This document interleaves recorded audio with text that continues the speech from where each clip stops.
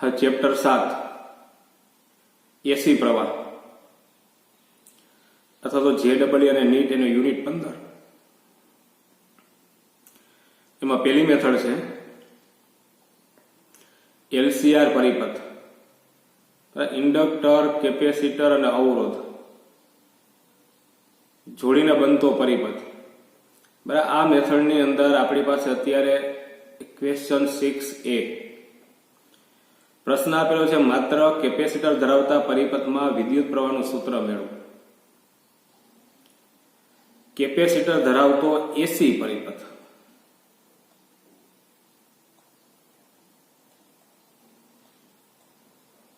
બરાબર, કેપેસિટર ધરાવતો એસી પરિપથ, એમાં પ્રવાહનું સૂત્ર મેળવો.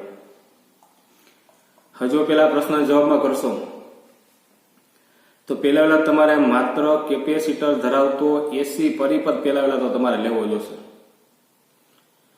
અને જે રીતના પરિપથ તમે બનાવો એ રીતના તે પરિપથનું તમારે વર્ણન કરવું જોશે.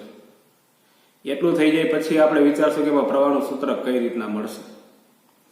એટલે પેલા માત્ર કેપેસિટર ધરાવતો એસી પરિપથ, જો માત્ર કેપેસિટર જ હોવું જોઈએ તો એ પરિપથ પેલા લઈ લો. અહીંયા બરાબર છે, આ કેપેસિટર, આ એસી પ્રાપ્તિ સ્થાન,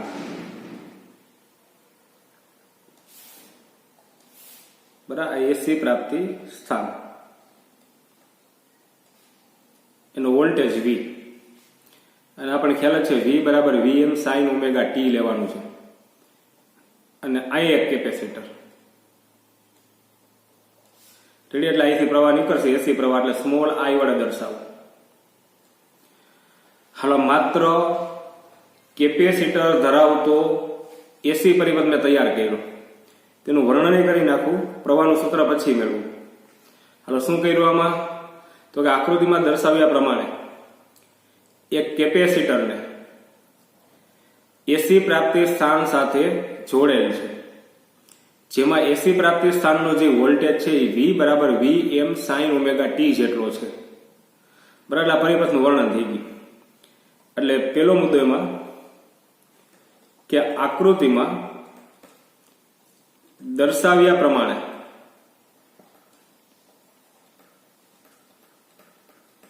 એક કેપેસિટરને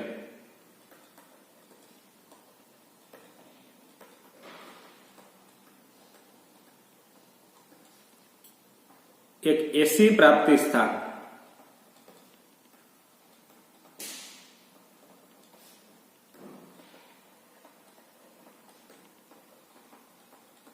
સાથે જોડેલ છે. એટલે આકૃતિમાં શું કર્યું તો કે એક કેપેસિટર લીધેલું છે, એને તમે એસી પ્રાપ્તિ સ્થાન સાથે જોડેલું છે, અને એસી પ્રાપ્તિ સ્થાનનો વોલ્ટેજ, બરાબર, એની જરૂર પડશે. તો એસી પ્રાપ્તિ સ્થાનનો વોલ્ટેજ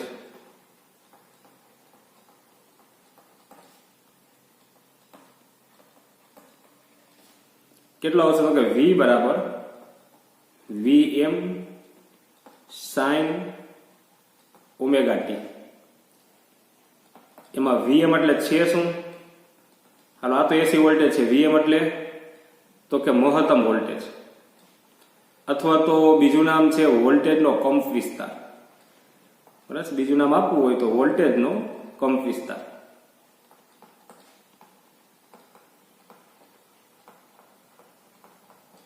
પછી એમાં ઓમેગા છે તો એ વોલ્ટેજની કોણીય આવૃત્તિ.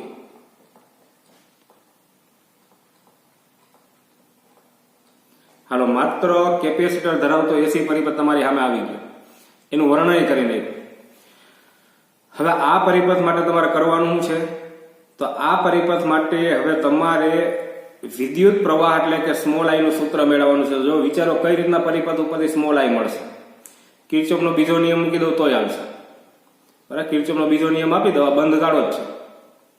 એટલે જેટલા અહીંયા વિદ્યુત સ્થિતિમાનનો ફેરફાર મળે, વી બરાબર વીએમ સાઇન ઓમેગા ટી જેટલો. અને અહીંયા કેપેસિટર હોય તો આપણે આગળ ચેપ્ટર છે જ, તો એના ઉપરથી સી બરાબર ક્યુ ના છેદમાં વી, એટલે V બરાબર Q ના છેદમાં C અનુસાર અહીં વિદ્યુત સ્થિતિમાનનો ફેરફાર મળશે. તમારે આખા બંધ ગાળામાં ફરવાનું, વિદ્યુત સ્થિતિમાનનો ફેરફાર નોંધતો જવાનો અને પાછા મૂળ જગ્યા ઉપર આવો તો બધા વિદ્યુત સ્થિતિમાનના ફેરફારનો સરવાળો કરો તો શૂન્ય હોય, એવું કિર્ચોફનો બીજો નિયમ કહે છે. તો એનો ઉપયોગ કરશો તોય તમને પ્રવાહનું સૂત્ર મળશે, અથવા ડાયરેક્ટ જ. આ કેપેસિટર માટે સૂત્ર છે જ મારી પાસે, જો C બરાબર Q ના છેદમાં V બરાબર, એટલે C બરાબર Q ના છેદમાં V અથવા તો V બરાબર Q ના છેદમાં C. આમાંથી વિદ્યુતભાર પેલા મેળવી લો. બરાબર, કેપેસિટર છે એમાં સંગ્રહિત વિદ્યુતભાર હશે, વિદ્યુતભાર મેળવી લો અને એનું સમયની સાપેક્ષે વિકલન કરી નાખો. તો વિકલન કરી નાખો એટલે વિદ્યુત પ્રવાહ આપે. બરાબર, વિદ્યુતભારનું સમયની સાપેક્ષે વિકલન કરો એટલે પ્રવાહ મળે. તો આ રીતના પ્રવાહ મેળવી શકશો. તો આ કેપેસિટરનું જે સૂત્ર છે બરાબર, એના ઉપરથી જ વિદ્યુત પ્રવાહ મેળવો છું. એના માટે કેપેસિટર ઉપરનો વિદ્યુતભાર તમારે ધારવો જોશે. શરૂઆતમાં તો 0 હોય, પણ તમે એસી પ્રાપ્તિ સ્થાન સાથે જોડો એટલે આમાં પ્રવાહ નીકળશે અને આ વિદ્યુતભારનો સંગ્રહ થતો જાય. બરાબર, એટલે ટી સમયનો વિદ્યુતભાર હું Q જેટલો ધારી લઉં અને ત્યારે બે પ્લેટ વચ્ચે વિદ્યુત સ્થિતિમાનનો તફાવત V ધારી લઉં. પછી આ સૂત્રનો ઉપયોગ કરું, એમાંથી Q મેળવી એનું વિકલન કરી નાખું એટલે મને વિદ્યુત પ્રવાહ મળી જાય. તો જો એના પછીનો મુદ્દો કે ધારો કે ટી સમયે કેપેસિટર પરનો વિદ્યુતભાર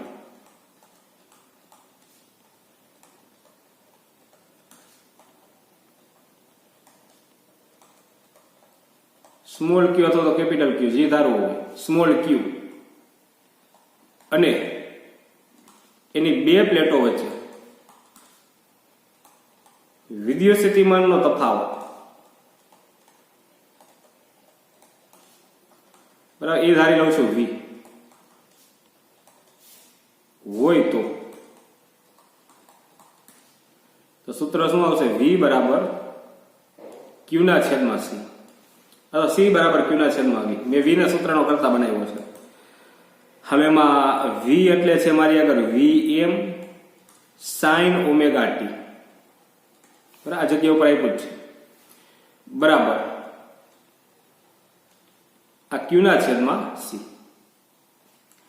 હવે એમાંથી Q ના સૂત્રનો કરતા બનાવો તો Q બરાબર કેટલો આવશે? તો કે C Vm sin omega t. હાલો બંને બાજુ સમયની સાપેક્ષે વિકલન કરી નાખો. બરાબર, બંને બાજુ. હવે બંને બાજુ સમય ટીની સાપેક્ષે વિકલન કરતા આ બાજુ શું આવી જશે? તો કે dq છેદમાં dt. આ બાજુએ d/dt અને કેટલો આવશે? તો કે C પછી Vm sin ઓમેગા t. હવે આ વિદ્યુત પ્રવાહ આવી ગયો. આ સ્મોલ આઈ અચળ કેટલો? તો કે Vm અચળ એટલે આગળ, પછી કેપેસિટન્સ અચળ એટલે આગળ, ટી વાળું પદ ચળ વાળું એટલે sin ઓમેગા t ચળ. આ બે અચળ છે તો આગળ નીકળી ગયું. અમારે sin ઓમેગા t નું t ની સાપેક્ષે વિકલન, sin નું વિકલન કેટલું થશે? cos omega t. અને t ની જગ્યાએ બીજો કોઈ પદ હોય તેનો સહગુણક અથવા તો આનું વિકલન બાજુમાં ગુણાકારમાં મૂકવું તો ગુણાકારમાં શું આવશે? તો કે ઓમેગા. તો I બરાબર આવ્યું Vm છેદમાં આ ઓમેગા C એને છેદના છેદમાં લઈ જાઓ અને cos ઓમેગા t. એટલે આવું સૂત્ર આવ્યું. હવે જો આ મહત્તમ પ્રવાહ મેળવાય, આ નીચેનો જે ભાગ છે ને 1/ω c આનો એકમ તમે મેળવશો ને એટલે ઓહમ જ આવશે. એટલે નીચેનો જે છે અવરોધ સાથે સામ્યતા ધરાવતી રાશિ છે જેનું કેપેસિટિવ રિએક્ટન્સ નામ આપવાનું છે આના પછીના ભાગમાં. બરાબર, એટલે V ના છેદમાં R જેવું સૂત્ર છે. આ અવરોધને સમતુલ્ય હોય. આનું એકમ તમે મેળવશો તો અવરોધનો એકમ ઓહમ છે એટલો એકમ આનો મળશે. ઓહમ ન જોતો તો વોલ્ટ પ્રતિ એમ્પિયર. બરાબર, એટલો એકમ આ છેદના પદનો મળશે. એટલે આ એક પ્રકારનો અવરોધ છે, કેપેસિટરનો અવરોધ કહેવામાં આવે છે, જેને કેપેસિટિવ રિએક્ટન્સ કહીશ. એટલે V ના છેદમાં R છે, V ના છેદમાં R એટલે ઓહમના નિયમ અનુસાર I થાય અને મહત્તમ વોલ્ટેજ છે તો મહત્તમ પ્રવાહ Im આવશે. અને બીજું આ કોસ વાળું પદ છે આ વોલ્ટેજ સાઇનના સ્વરૂપમાં છે, તો હું કોસને સાઇનના સ્વરૂપમાં જ ફેરવી નાખીશ. બરાબર, એટલે હજી સાદુરૂપ આપું, આ બાજુનો ભાગ કાઢી નાખું છું.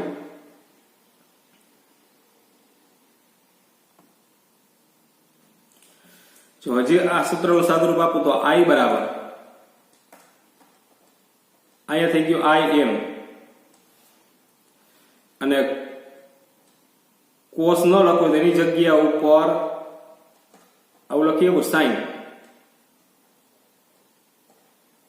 Omega t plus pi by 2. કોટિકોણનું સૂત્ર યાદ કરો. પેલા પાઈ બાય 2 તમે આગળ લખશો તોય હાલશે. હાલ આગળ જ લખી નાખો. બરાબર, સાઇન અહીંયા pi by 2 plus omega t. જો આજ આવી જાય કોસ જ પાઈ બાય 2 એટલે વિધેય બદલે એટલે કોસ ઓમેગા ટી. બરાબર, કોસ ઓમેગા ટી અને ઓલ એસ ટી સી આ બીજા ચરણમાં આવે. અરે એકમ વર્તુળ મેં તમને કરાવેલું છે, વ્યવસ્થિત કરી લેલું. આ બીજા ચરણમાં આવે એટલે બીજા ચરણની અંદર ટૂંકમાં સાઇન પ્લસ હોય તો કોસાઈ પ્લસ આ કિંમત પાછી આવી જશે. બરાબર, અથવા આમ ન લખવું હોય તો I બરાબર IM સાઇન ઓમેગા ટી અને પ્લસ પાઈ બાય 2.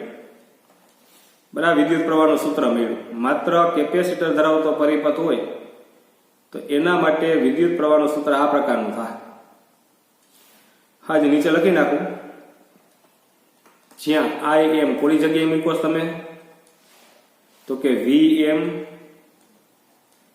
અને 1/, ઓમેગા સી. એને શું કહેવામાં આવે છે તો કે મહત્તમ પ્રવાહ, અથવા મહત્તમ પ્રવાહ ન કહેવું હોય તો પ્રવાહનો કંપ વિસ્તાર. પ્રવાહનો કંપ વિસ્તાર એટલે માત્ર કેપેસિટર ધરાવતા એસી પરિપથમાં પ્રવાહનું સૂત્ર મને મળ્યું. જોઈ લેજો, માત્ર R ધરાવતો પરિપથ હોય ને તો પ્રવાહનું સૂત્ર I બરાબર IM sin ઓમેગા ટી મળ્યું હતું. આગળ ક્વેશ્ચન કરાવેલો જ છે. વોલ્ટેજ તો બધા મારફત જ છે. માત્ર R ધરાવતો પરિપથ હોય, માત્ર C ધરાવતો પરિપથ હોય, માત્ર L ધરાવતો પરિપથ હોય કે LCR પરિપથ હોય, ત્રણે ત્રણ જોડ્યા હોય, દરેકમાં વોલ્ટેજ તો સરખો જ છે. દરેક જગ્યા ઉપર V બરાબર VM sin ઓમેગા ટી. પણ પ્રવાહમાં ફેરફાર આવે છે. માત્ર R ધરાવતો પરિપથ હોય તો પ્રવાહનું સૂત્ર I બરાબર IM sin ઓમેગા ટી હતું. પછી માત્ર ઇન્ડક્ટર ધરાવતો પરિપથ હોય તો I બરાબર IM sin omega t minus pi by 2 હતું. અને માત્ર કેપેસિટર ધરાવતો પરિપથ આપણે આ કર્યો અત્યારે, તેમાં પ્રવાહનું સૂત્ર I બરાબર IM sin omega t plus pi by 2 આવ્યું. રેડી, એટલે અહીંયા પ્રશ્નનો જવાબ પૂરો કરું છું. અને પ્રવાહના સૂત્ર દરેક જગ્યા ઉપર ટૂંકમાં યાદ રાખતા જાય. બરાબર, દરેક જગ્યાએ જુદા જુદા આવે છે.